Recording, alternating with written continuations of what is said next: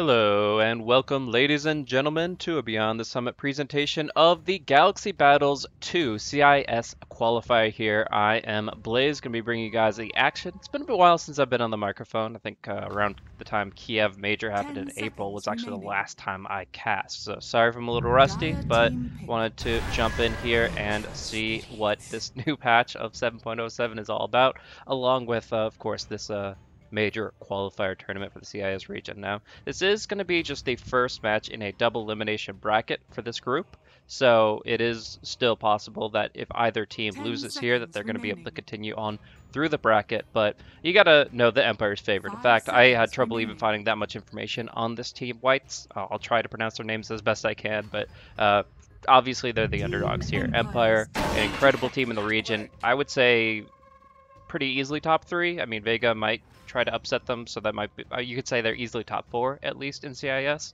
But Empire, very consistently a strong team with a strong roster of players, and we're gonna get right into the draft. Thanks for tuning in, everyone. So we've got ourselves here an Earth Spirit and Vengeful Spirit opener here to be seen if it's a Core Venge or not. I think I've seen Core Venge more frequently though. She's just a very versatile hero that can pack a real big punch as she progresses through the levels. So a few good talents in the mid game allow her to really carry the game, and I think that if you're running her as a one position, you're going to be guaranteed to have some good tempo. On the other hand, it was a first pick Bane coming out from Whites, so Sailor going to be picking that up for his team, and obviously this hero has had its ups and downs and it has like a few sub patches. I think that's still a very strong hero, but it's also kind of a hotly debated one as far as its overall viability. I think that it has a really good place in certain games, but when you're up against a stun, a silence, of course a swap, like all these different things really limiting your potential disable, then you kind of have to change your focus to damage. So we'll see exactly how effective it is going to be in White's hands as they go into Game 1 of this Best of 3 series. But not to gloss over the bans here. We saw the opening 3 bans of Sand King, Night Stalker, and Winter Wyvern, all very powerful heroes in their own right, and then Brewmaster, Enchantress, and Beastmaster. Worried about Empire's kind of high emphasis on pushing and team fighting in the early stage, but you know, when you're still up against Earth Spirit, Vengeful Spirit, I can't say that the bans really did their job there. They're going to actually go for the Doom ban, whereas Empire are going to be taking out the Shadow Fiend and Anti-Mage. So, interesting exactly the overall impact of that. The looking towards that late game aspect of just mobile effective carry in the Anti-Mage. It has been nerfed quite a bit, but some pros still just hate to play up against him.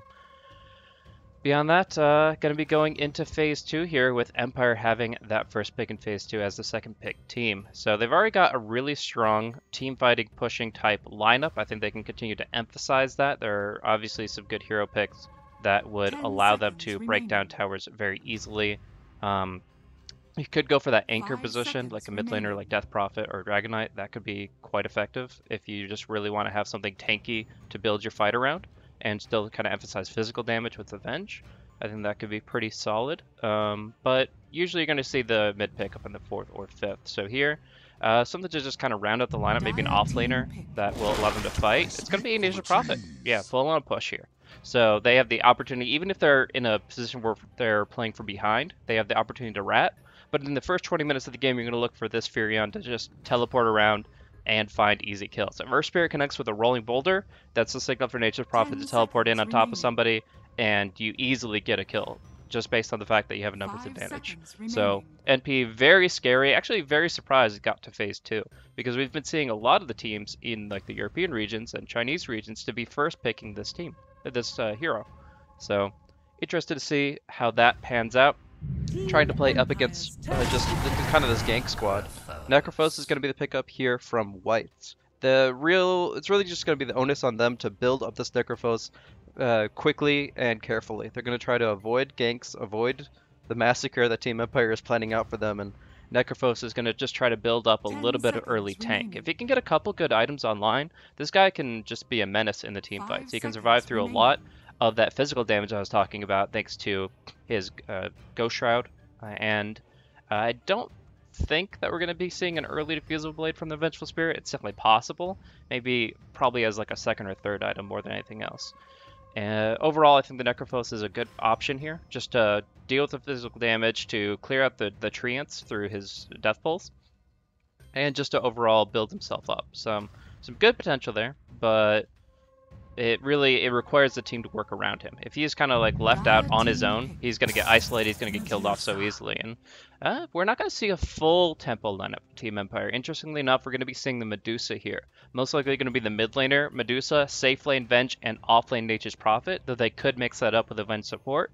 But overall, what they're doing is going to be really just providing an influx of gold for the Medusa, with early kill action, with rotations, with early pushing and tower gold. This Medusa is going to be able to pick up her first and second item very early on this game, and that's going to obviously do a lot for a hero that scales so well. Beyond that, we're going to be seeing the fourth pick here from Whites, whether they decide to go with the Necrophos in the mid lane, whether they decide to safe lane him, not so sure. But obviously there are still some heroes that quote-unquote counter Medusa. The Nyx Assassin is an option if they want to run a support Clockwork. So you run a 5 Bane, a 4 Clockwork, and then you can run the Nyx in the offlane, and that can be quite effective with the mana burn. But otherwise, I mean, plain and simple, you're just going to have to deal with her at some point in time.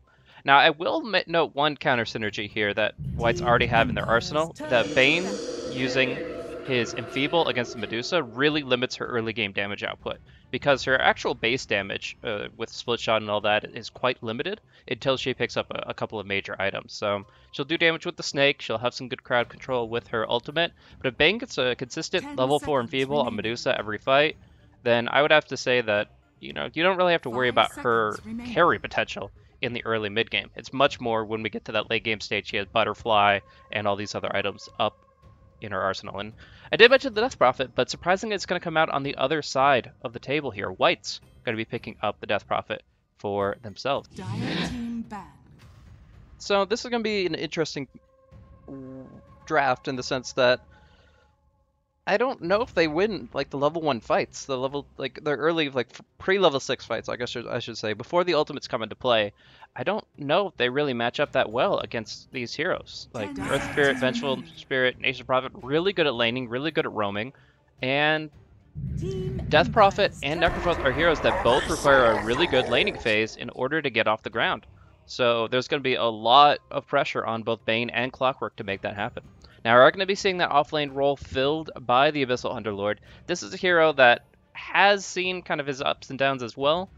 Sometimes you look at that hero and he's terrifying, and sometimes he's kind of a joke. So it really comes down to the player and the farm and the context. You look at when the OG safe lanes the Underlord, you see that it can get super tanky.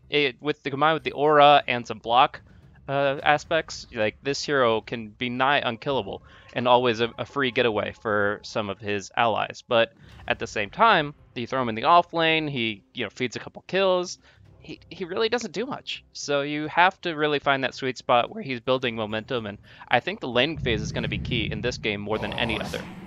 We're going to be seeing Shadow Demon come out for the final pickup here for Team Empire. That does show us that Silent is going to be safe laning, that Vengeful Spirit and Vanscore is going to be doing it up with the Earth Spirit here for the gank train. And Shadow Demon, a hero I've personally loved, have played through many a patch. He's had his 40% win rate patches, but I would say this one's on the up and up. This one is a really good patch for Shadow Demon in general. The ability to counter initiate with the disruption is really strong, but also his magic damage is as strong as ever. And the new illusion thing is pretty cool too. So we're going to see things wrap up here in the draft as teams select their heroes, get their cosmetics and hats all situated, and we're going to get ourselves into the game. Now, looking at overall favorability going into this, obviously, I mentioned Team Empire do have high expectations. Most people would look at this matchup and say it's like 90-10 just because they don't know who Whites is, but there are a lot of underdog Dota teams who just can pull the major upsets, who can do a lot of damage and can really throw the bigger teams out of the brackets. We haven't seen it too much in this like DPC, the minor cycle, but you underestimate a team and they can definitely at least take a few games off of you. So we'll see here that there's definitely some potential for White's lineup. The big thing here, again, emphasizing the early game, emphasizing if they're able to get off the ground with their early items and early movement. Because the one thing that Empire does lack is AoE control. They have Earth Spirit, they have Medusa. Those are really good heroes in that capacity with the Stone Gaze and with the Boulder Smash, but beyond that, everything's single target. Nature Prophet, Shadow Demon, and Vengeful Spirit are almost exclusively single target heroes. So it's going to be kind of difficult to wrap your head around larger fights. And that's where whites will excel. If they can kind of start deathballing with 4 or 5 heroes, then it's going to be Empire who have to kind of move and adjust and adapt. So we'll see exactly how that pans out. Sam moving in here, looking for the early ward, but not going to get scouted out by Miposhka's Earth Spirit. So he gets a nice little ward here for his mid laner, trying to help Sailor win out the mid. Rushes for the Magic Wand, expecting a little bit of harassment from some of the supports here. Most likely the Earth Spirit, and maybe a little bit of pressure from the Shadow Demon. That Magic Stick, that early Magic Wand can do a lot against Shadow Demon. But Vanscore seems pretty happy here on the bottom lane. One ward coming out for whites here is going to give them some good intel in towards rotations to and from the bottom lane. But bounty runes seem to be pretty well decided, except for this top one here for the dire side. Nature Prophet seems to be protecting it pretty well. Doesn't want to give the Underlord a free opportunity at that, and it is going to be, it looks like a 3-for-1. Oh no, down bottom, going to be contested as well. Necrophos and Clockwork grab it up for themselves, so it is going to be 2-for-2 on the bounties, and Necrophos will be making his way to the off lane. So mentioned that's potential for early farm on an Underlord through the safe lane, and it might just well happen here. He's going to be matching up against Ghost Stick 1v1. Boots of Speed versus the Stout Shield. It's going to be just full-on ranged poking and prodding and trying to bring down the beef cake, but yeah, he's going to have a lot of effective HP against those treants. In the meantime, Necrophos, Magic Wand to start as well. Going to be looking to pressure down bottom and try to stifle the Vengeful Spirit's farm. It's going to be actually very decisive one way or another. This lane could go either way, but I think that if the Necrophos can get a couple early kills on either the Shadow Demon or the Venge, who are pretty flimsy heroes, that it could really start shaking up how these lanes play out. Alright, and then of course we have the back and forth here on mid, where these Magic Wands are even more effective. 2v2 with the Enfeeble, and that Enfeeble making Medusa's damage down to 28. CSing is nearly impossible. So she'll do some snake CS for sure, but once she runs out of mana it's going to be problematic. And Miposhka will do his best to try to get in, but Bane is a tanky hero. 4 armor, obviously going to get some lifesteal potential when you get that Brain Sap. So yeah, it's a pretty tough situation. Overall, going to be pretty quiet lanes for the moment. I think when like Necrophos hits level 3, this bottom lane gets really spicy. But at least for right now, it's just going to be trading and trying to gain small points of leverage.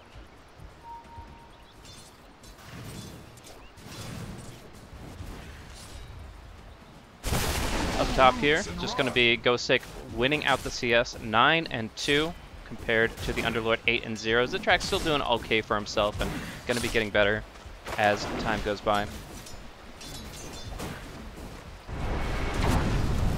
Going for the Soul Ring early on. Magic Wand just trying to keep that mana sustain up, and he does of course have the early option for the Dick of the Way. No mana talent for the Underlord does mean that he needs to get pretty much Arcanes and Soul Ring every game just to keep spamming that Firestorm. 7.07 things. Level 2 Bane holding his point. Probably going to go for the Brain Sap, but you never know when a Nightmare might actually be a really big difference maker. Miposhka did pick up an Invis Rune, so going to get a surprise here onto the Clockwork, but is it going to be enough to bring him down? Still pretty tanky, he has the boots. He's going to get slowed quite a bit. They're going to get a lot of poison stacks on him, but is it going to be enough? No, not without a third one, and Vanscore is out of mana. So without the Shrine available, it looks like Vanscore is probably going to be heading home pretty soon. And it's just going to be Medusa kind of left by her lonesome. Her Spirit rotates bottom, leaves FN all by himself, and the end result is 12-1 on the CS. Not bad, given the 1v2 situation, but obviously not what a Medusa wants to start with. In the meantime, though, Miposhka under tower in a really weird spot here. What is he doing? He's got the Fairy Fire. It's going to be not enough to stop the first blood.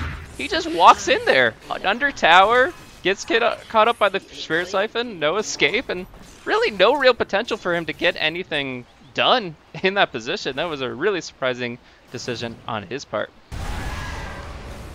So, well, that's first blood for you guys, and that's going to be obviously a very nice start for Sailor here on the DP. Gets the double null tally and the boots of speed here very early on, and gonna be able to build that momentum that he was looking for. Zitrax also picks up that soul ring, and it's gonna make his way towards the Vanguard after the wand. So, like I said, Venge is CSing quite well down here, 20-3 here on Silent, as you'd expect of him. But we do see the Necrophos does find himself 14-3, so Massacre is not going to be too bad off either. A little bit of damage here on the Bane. He was kind of caught in a really weird spot. And Miposhi snags himself a bounty rune. Storo has the boots, though, going to catch up for that battery assault, and that might require a suicide to Ancients here for Miposhka. Or, going to make his way, try to juke around the trees, gets caught out in the cogs, and a guaranteed kill. Gonna be going to Storo on the clock. So, two supports kind of caught out in awkward positions here. Probably didn't know about this Observer Ward, so Sam, I wouldn't necessarily blame him for being in such a weird spot. But all the same, we're going to be seeing a healing cell forced out on Zitrax, Ghost Stick, putting out some pretty good damage now with both the Blightstone or Venom and almost having the phase boots.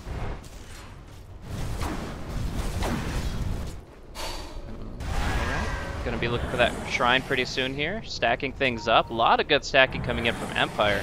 Separates a good team from a great team. It's just being able to build up your economy here in the jungle really efficiently. But it is going to be a solo shrine from Venge. Going to be looking for an opportunity perhaps here on bottom lane. Level 4, it's okay timing, but runs into Storo in the woods here. And the Banish should be enough. Yeah, they should be able to set up a kill here for sure. Nice boulder smash, and though the cogs do come out, that is already 2 stacks of the Shadow Poison. But the Magic Stick keeps him alive. No, Nature's Prophet finishes it. Ghost Stick drops that Wrath of Nature. So easy money and XP for him. Really levies his advantage up top. I say advantage, but Zitrax bringing the lane back a little bit here. 29-4. Just persistent, if nothing else. And now putting his 3rd point in Atrophy Aura, reducing 29% of that damage output. Down bottom, sorry about that, guys. It's going to be Necrophos, who they try to save, but it's already a little bit too late. He gets caught by a combination of spells, and Ghost Stick gets a 2nd Sprout off, setting up another Magic Missile. Is it going to be up? One more right click will do it, and that's going to be a 2-0 down bottom. Another Bounty Rune attempted by Miposhka, and could it be the same thing? He's going to go in, try to punish the Earth Spirit, but walks into the Nature's Prophet as well. Massacre coming in, getting a level 3 Death Pulse onto Ghost Stick, wants to get this kill so badly. Is it going to be enough damage with the Heartstopper Aura? He will not tick down. Too fast on his feet, thanks to that phase boot. In the meantime, FN taking some good hits here. The Mana Shield level 1 is going to be absorbing a lot of the heat right here, and it's going to be multiple members of Empire walking away.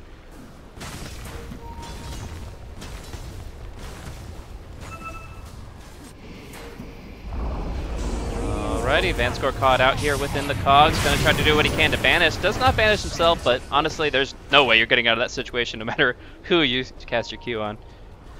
Underlord does pressure up the top lane in the Nature's Prophet's absence. This is one thing that you can do when you realize that Ghost Stick is just going to be rotating. It's a classic playstyle to just look for opportunities to basically relocate in and jump on extra targets, but in his absence, all you have to do is just keep pushing. Soul Ring Firestorm, you'll break down the waves and break down the tower that easily. So, first tower in advantage for Whites does give them a pretty hefty chunk of gold. And although it's a minor net worth lead, it's every bit counts, I think, in this matchup as we move in towards the mid game. Massacre actually goes for the phase boots here. Not sure how I feel about that. I feel he's a little bit too squishy already. We're going to be testing that pretty soon as we see more heroes start to rotate in. I think that mobility is obviously really important, but end of the day, yeah, I don't know.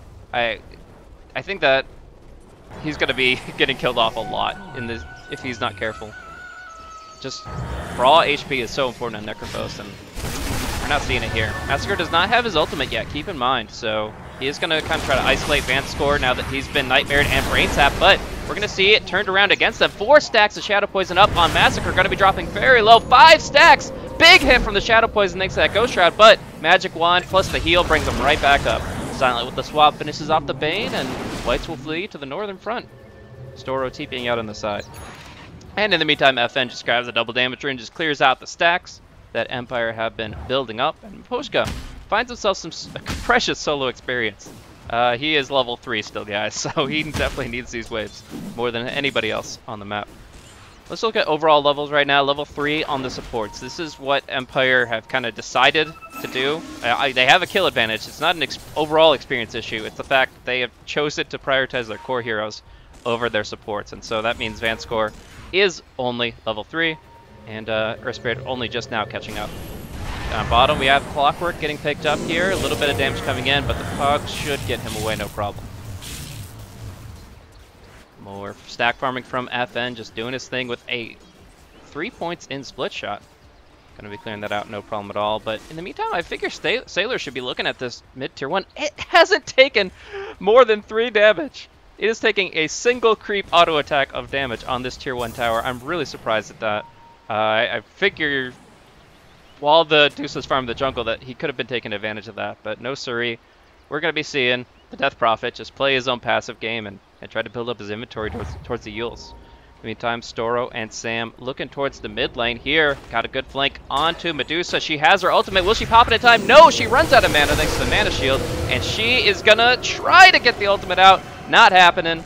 FN goes down. And in the meantime, Exorcism is popped. Are they gonna translate that into some actual tier 1 damage? We'll see with this next creep wave as a region rune spawns up top.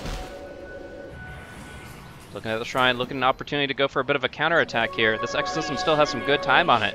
And Dusa obviously getting a lot of mana here from the regen rune. So pushing out the mid lane, putting some pressure out.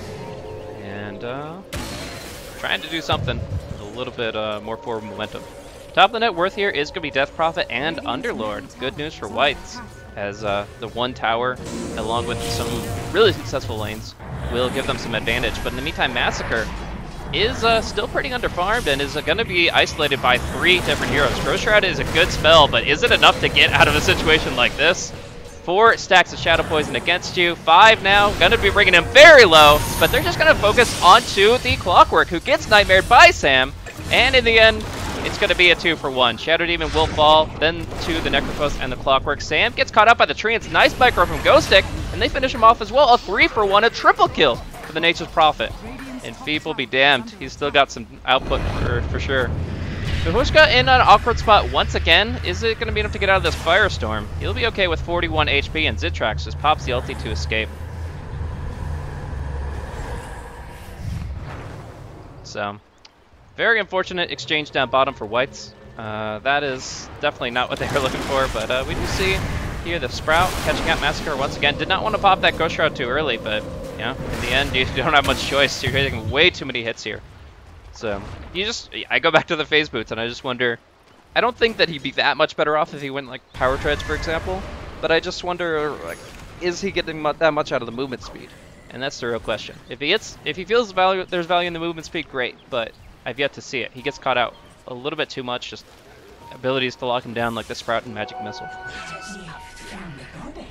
Clockwork with that level 6, looking for Maposhka, Rocket Flare to the north. They do not see him at the moment. That night vision is a little bit too strong.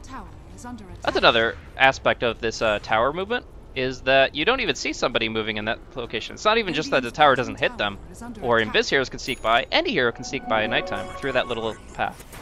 And that is a pretty big deal for the Radiant side. Anyways, I think they're baiting the Necrophos a bit here. Obviously, the Radiant don't have much intel towards the bottom lane, so just being able to push and pressure this tower, and if they go and Massacre, suddenly 4v2. But Empire not falling for it. They're trying to take tower of their own up top, and it looks like it might just be a tower trade. Comes out on the bottom lane, silent, finds out Zitrax gonna go for the swap? No, not looking for it at the moment. Under tower, there's just too many heroes missing, and Radiant don't have that much intel. They have like 1 ward up right now. So it will just be a trade. Tier 1 top, tier 1 bottom, and the fight's gonna be on mid. We're gonna see a jump here onto Zitrax, tanky as he may be. It's gonna be Storo who comes in right in the middle of it, and he walks away fine. He actually gets a beautiful cogs out. They force out the Stone Gaze, and Storo walks. My goodness. So, interesting exchange there. They initiate on the Underlord. Storo puts himself pretty much on death door, and neither one will fall. So Stoye is obviously a pretty important cooldown, but not the longest either. 65 seconds, and it'll be back up. Ghost is going to be going for the Orchid next. Phase Orchid, just raw damage. And they can absolutely kill off a target that doesn't have a Yule Scepter. The Death Prophet will probably be the only one that feels really confident against this, and the Necrovos in particular is going to struggle. Like, if you get the Orchid off before he Ghost Shrouds, then he's just dead. Nightmare is the only thing that can delay it. Sam does have his ultimate, will pop the Fiend's Grip here, and that's going to be really easy kill here onto Miposhka. Not having a good game for himself. Vanscore also in a tight spot, will be caught out, and with those 2 kills, they're going to take the tier 2 mid. Zitrax TP's up top, trying to put some counter pressure against the Nature's Prophet. They want to make sure this tower exchange is unrequited. So just don't want to rub it in too much, but just going to look at the deaths here. Vanscore and Miposhka not only under leveled, but kind of feeding a little bit. Like, of the 7 kills, these supports are putting themselves really in tough positions, and the end result is that they're the vast majority, the lion's share of the deaths for their team. So obviously Earth Spirit's got the kind of hero you just kind of have to go in, you have to roll, you have to make things happen. We'll see that here. But I do think that he might have been just a little bit too over-aggressive. Alright, the Crimson Guard and the Max Atrophy are not enough to keep the Underlord alive here. Just going to be taking a little bit too much damage from all sources, and brought down pretty quickly. Massacre continues to farm down bottom, looking for a hood after his Veil. But I do think that maybe that Yule Scepter is that Death Prophet picked up is something that he might need to look into as well, because he's going to just get Orchid in every single fight, and they're just going to try to focus him down. Focusing, we're going to see Wave of Terror come out on Roshan with a little bit of Illusion and Treant Tank. This actually should be a pretty easy pickup for Empire.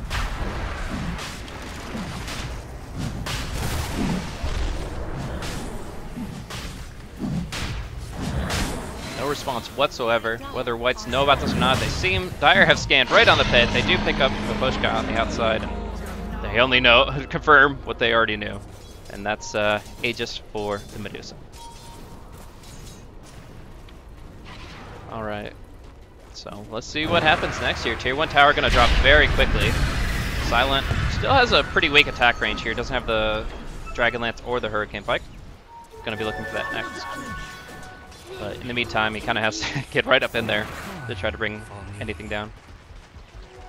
So we have just 1 tower claimed in favor of Empire, whereas we have 3 different towers taken down for Whites. They're doing really good on the pushing front, but where do they go on the team fight front? That's the big thing. I think that once Zitrax finishes that pipe, it should just be 5-man mode from Whites. Pop the Exorcism and force tier 2s and take whatever Empire send at you. Again, they're not the strongest in terms of AoE control. Maybe wait out that Aegis though. That is one thing you really can't afford, is to go up against a Dusa who doesn't care about her first life. Radiant's bottom tower is under attack. Enfeeble is actually only rank 1. This Bane is actually now the under-leveled one. Level 6, whereas everybody's level 7 and towards 15 for some of her opponents. So this level 1 Enfeeble is going to be doing pretty much nothing. Again, and the Medusa is actually going to be doing some real damage pretty soon. You got Mask of Madness on both the Venge and the Medusa, so kind of Reckless Abandon coming out as they're able to just put out some very large damage output, and that Enfeeble would be very nice. Maybe they'll give him the Tome for the 20-minute mark. Try to get him caught up a little bit here. Yeah, he's going to be starting to max it out. And I think this is a pretty good skill build. You don't need to like have Max Nightmare, Max Brainstaff to make things happen. It does look like he's just going to be killed off here. Tries to get out with the TP. But no siree. If you don't have a 4-staff or at least some kind of way of cutting trees, you're pretty much screwed. And speaking of screwed, it's going to be down bottom. Sacer pops his Yule Scepter, immediately gets purged out by Vanscore. Nice use of the Demonic here, and now it's going to be Massacre, caught in a weird spot. A Ghost Shroud will be keeping him up for the moment, but they might still keep going. Yeah, Silent forces forward, gets another stun out here, and he's going to be dropping down. That's 4 kills across the board, as the Clockwork also goes down over towards the top. Ghostic again, finding his opening. Oh, this is a massacre right now for Empire, as they're going to be shooting up towards 7,500 net worth lead. And overall, the fight recap doesn't even tell the story here. Empire just on all fronts. It's just outmaneuvering and gunning down Whites. This is exactly the kind of fights they want. Again, they're very single target focused, so when they can isolate just 1 or 2 targets by themselves, it's so much easier to take them down instead of like a 5v5. Empire want to spread. They want to farm the Medusa. They want to just jump on the target with the Nation Prophet. But we do see here Silent got a 4-stab out of the COGS. FN pops the ultimate and just goes in. Kills off the Clockwork and walk away. Hazliger going to try to get in range. Maybe just goes for the Scythe just to allow his teammates to catch up, but we're not seeing it here. Silent turns right on the Bane, nukes him down in just 2 seconds, and a beautiful combo from Makoshka. He's going to be able to drop the rock, going to get a triple stun. Silent will drop down in exchange, but they're going to take 5 heroes. Oh, what was that about them being stronger in 5v5? I think not. Empire able to just make it happen with some amazing targeting from the Earth Spirit, and that is going to be a almost game at this point. 19 minutes in, it's now 18-8, but Empire have gained some massive momentum in this game. Going to be just jumping forward, taking tower after tower, and I mean, they didn't even have to risk the Aegis at this point. Medusa's been fine throughout these fights, and going to have a Scotty soon as well.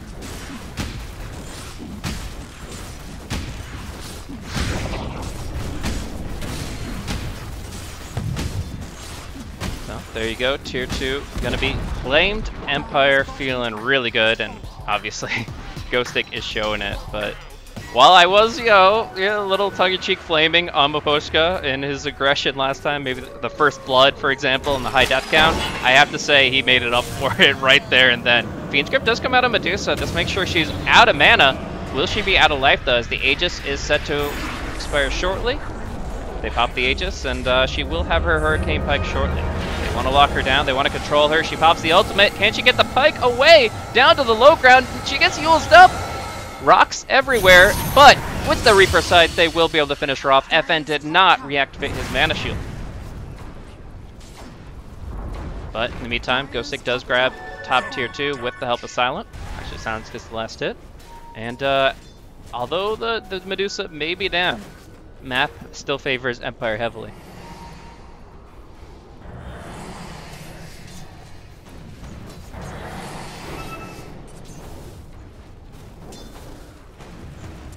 Ether Lens up for Vance score here. Interesting little item. Is able to, as we see here, to jump here onto the Clockwork. Not a great target. Ghostic?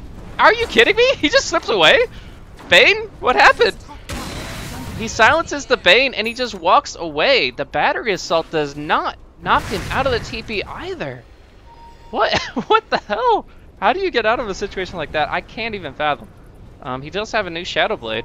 Not sure if he had that before, but either way, he slips free, and Dust just starts getting bought in spades to try to counteract that. Thunderlord has so much potential tank.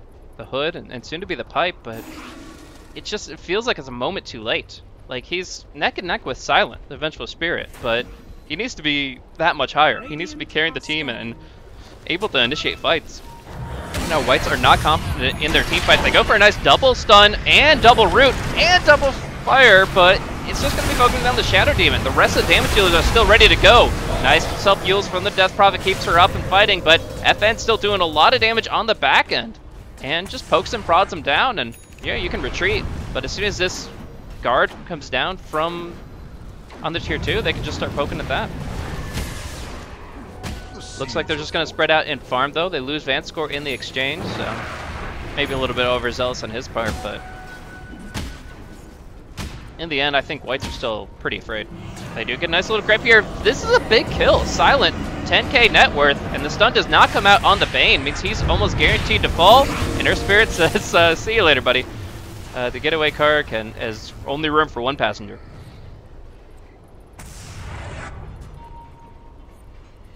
And with that, nice little resurgence for Whites here in game 1 of this best of 3 series. 23 minutes in, we have a 10k net worth advantage, actually probably closer to 12k. But a couple of minor pickoffs kind of balance Whites out. Seeing that Yule's on quick buy now, the Necrophos says screw it, there's no way I'm getting Hood anytime soon. Let's get that Yule's, let's deal with that Orchid, which is soon to be a Bloodthorn. Some damage put out onto Zitrak. It's going to pop the ultimate and should be fine to get away here. Maposhka also pretty low from that fire. but he's going to be able to slip himself away.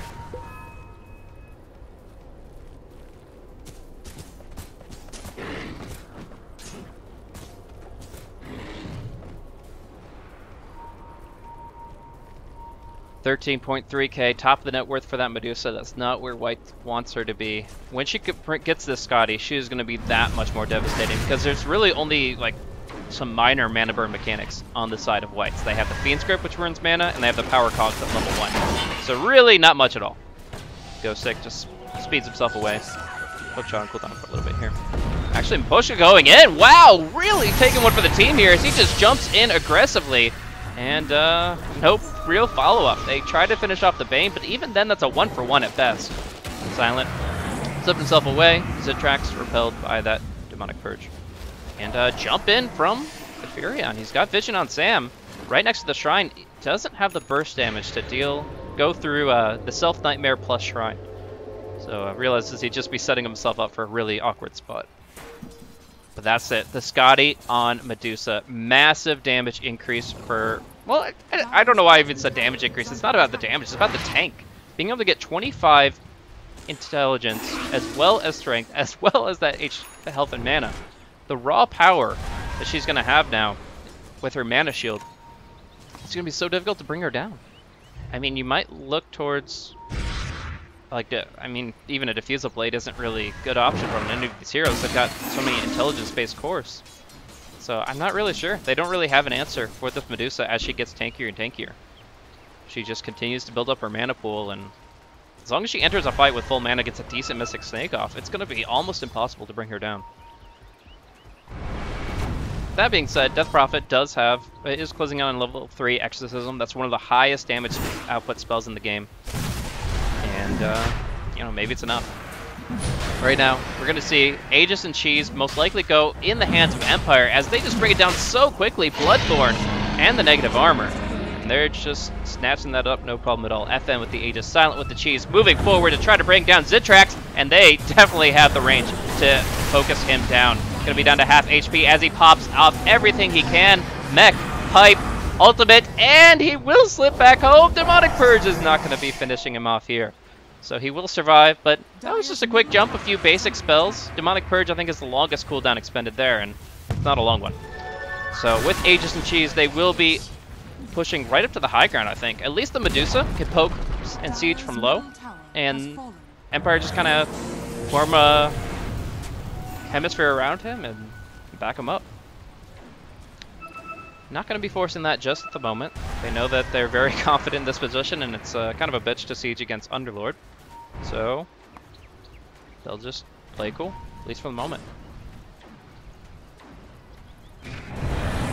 Okay, find a little pickup here. It's going to be the Underlord again. Zitrax always seems to be the one caught out, but again, he is the one who can survive all this. Storo, swap back in, brought back down. And a very short respawn for him. Oh, Massacre, that's a big pickup, but he does get a Force Staff out. He's got Force Staff, he's got Ghost Scepter. He's doing anything he can to survive while silenced. That's the big thing for these two item pickups. He realizes Eul's is so expensive, he might as well just buy these little items of the Ghost and the Force, and maybe that'll be enough. You can Demonic Purge a Ghost Shroud, and then he'll try to Ghost after it, I think is the general idea, but for the most part, he just he has to focus on survival above all else.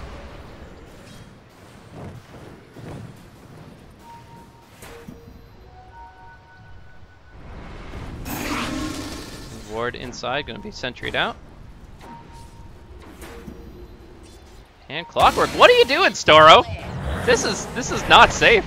This is not a free territory, but I guess they did have vision on the Medusa farming towards the ancient side, so he's trying to get a flank and initiation, but without the ultimate, he's just taking free hits. Like, if he had the ultimate, maybe he sets up a single good pickoff on Van Score, but in the end, he just kind of teleports into no man's land, and yeah, I guess they did realize that FN's absence meant that there really wasn't going to be much follow-up, just the Nature's Prophet. But even still, it's pretty much plenty of risk and no potential gain unless somebody literally walks into cogs. Vengeful Spirit, Invis, Massacre. Should be okay. You can't get solo killed.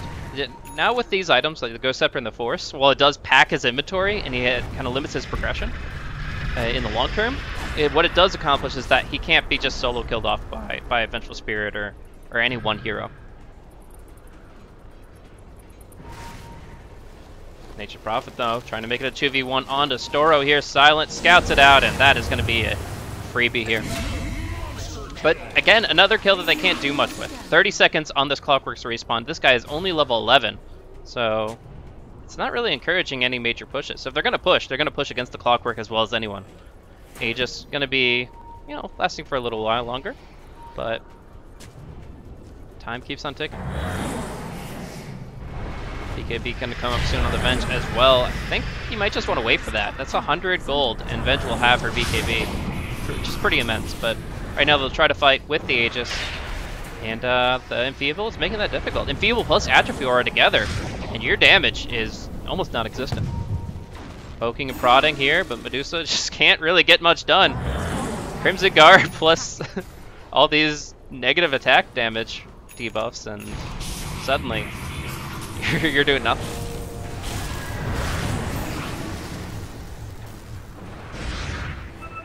Alrighty. So I like the overall idea between Bane plus Underlord, but it just kind of, it doesn't put you in a winning position. It just prevents you from dying. We do have the illusion spam coming out significantly now, as Silent just goes ahead and throws those up top, just to be annoying, and find a freebie on Sam. Down he will go with one more hit, and although Zoro does get a hookshot on an illusion, now he gets killed off. And Sailor tries to pop his ultimate, tries to do something with it, but going in 3 versus 5 would also be suicide. So it's like, now you're in a weird position. You have an exorcism, you don't know what to do with it. Let's just pop Glyph and see what happens. Necrophos Massacre caught out. Can he get the Force Staff away? Will he be able to survive through this? He gets swapped down to the south, and his best way is now away from home as he ulties a full HP Vengeful Spirit. Force Staff into the trees, scouted up by Wave of Terror, but it looks like they've done enough damage in the meantime to force Empire away. Oh, it's going to be the death of the Earth Spirit here. Aegis will expire, and now FN full HP, full mana, but no second life. Gets some good Scotty hits onto Sailor, but cannot lock him down. So a little bit of ring around the rosy there. Interesting exchange, and a very awkward spot for the Death Necrophos, but I guess this is Team Unkillable, so they're going to keep on trying to just sustain through the fights. And that, you know, using the Necrophos as a distraction was actually a pretty effective way of allowing Sailor to actually do damage with his ultimate, instead of just sitting there watching it tick away. Dire's bottom shrine has fallen. In the meantime, though, they're going to go ahead, since they did take care of the top lane, they are going to go ahead and clean up the shrines as well. So that is one thing that unfortunately my camera did not catch, but while the action was happening, Ghostic was able to push down the top tier 3 and the racks, and that's just that numbers advantage. You have 5 heroes fighting against 3, you have options. Suddenly you're able to decide where you take fights, and if you focus wholeheartedly on the fight, or you focus on the objective. So racks go down, the rack goes on. Ghostic, he's kind of building towards a combat Nature's Prophet with this BKB and Bloodthorn, but yeah, he's still very capable of pushing down a tower. Very short span of time. Butterfly now up for Medusa.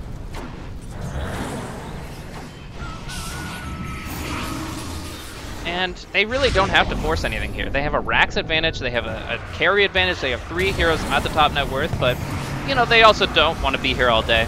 They can probably just end this game very shortly, and it looks like they're going to take at least in tier 3, swap out from Clockwork, force down from Venge, and that's going to be, again, a 30-second Clockwork death. But it might just be enough time that they're going to be able to continue to poke and prod. Ghostic finds out the Necrophos, pops the Ghost Scepter, pops the Force Staff. Going to be able to get himself away in the meantime. Miposhka putting out some big hits here, bringing down the Bane. Massacre caught inside that Sprout with no Force Staff available. Now Silent joining the fight in mid.